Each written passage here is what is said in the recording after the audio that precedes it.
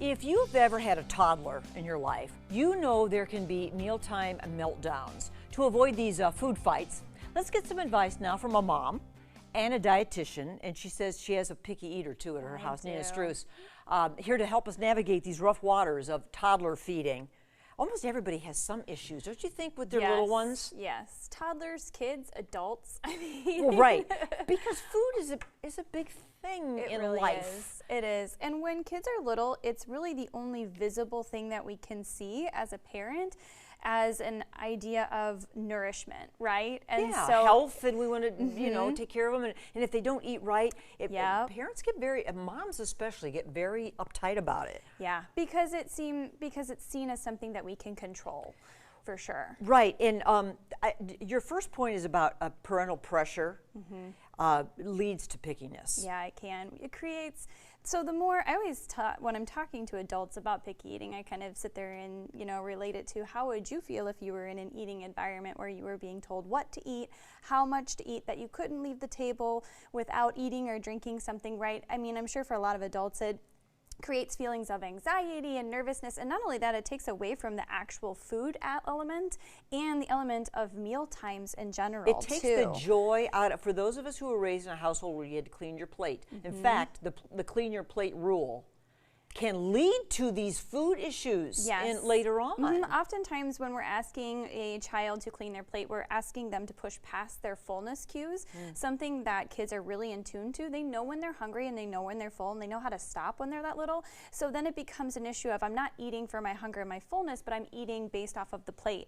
And depending on how big the plate is, how big the bowls are, that could create issues later in life. You put a little plate buffet out here of, now what would be most, these are just white plates, but what appeals more to a child, do you think? So I mean, you can go with fun plates, obviously, for kids, even like little compartmentalized like a funny little ones. shape. Or, you can also do the same thing with foods too, making foods fun. You know, cookie cutters are a great way to, you know, change things from fruits or vegetables or sandwiches. Or this cute little plate. A kid would like this. Yep. You know, I mean, even if they can't read yet, you always put the fruit on this side, and you know, they can learn what protein means, meaning the meats. Yep. We're gonna show folks a new. We just discovered this, didn't we, Nina? Yeah. You guys, look over here.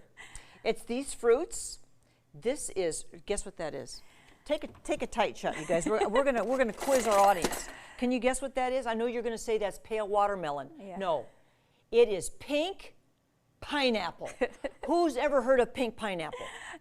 So that's something that's actually come on our shelves most recently. And so the reason I brought it with regular pineapple too is that part of picky eating and helping with that is exposure. So it's not even just the foods that they eat, but it's continuing to expose kids to foods, the same foods, new foods, foods that are similar to foods that maybe they are already like and want to try. Maybe a kid wouldn't eat this pineapple, but they might eat that if they have a thing about the color. And by the way, we found out those were grown in Costa Rica. Costa Rica. And it's a less acidic pineapple, and I noticed it's a little bit milder, so maybe a kid would like that. Exactly. Right? So that's part of it too. Good. You know, same thing with like bell peppers. You know, green bell pepper is a little bit more bitter than a red bell pepper, which might be a little bit sweeter. So again, it's all about exposure. And I always, you know, with my picky eater, every time I'm thinking, okay, every time I put something on his plate and present it to him, it's just another exposure. And most kids need between 10 to 12 exposures to a food before they might even try it. Okay. Which is exhausting. Well, yeah, because otherwise they'll just eat chicken nuggets. Yes. That's it, right? Okay, so what did you bring to make for a smoothie? Yeah, we have a really easy smoothie that gets some fruits and vegetables in here. About a cup of whole milk and a half a cup of orange juice to kind of help with a little bit of sweetness there. We're going to add a couple of frozen strawberries, so about 5 whole frozen strawberries. You can use fresh too if you want to. This is tropical, so we're using frozen mango, but if you want to try pineapple or you have that cut, you can. We're also going to use avocado. This is frozen avocado. Oh, now you're pushing it. Well, what it does is it's not much flavor, but it does lend a nice thickness to a smoothie. Healthy fats, which are essential for brain development for kiddos. Does your kid like smoothies? He likes them in popsicle form. Okay.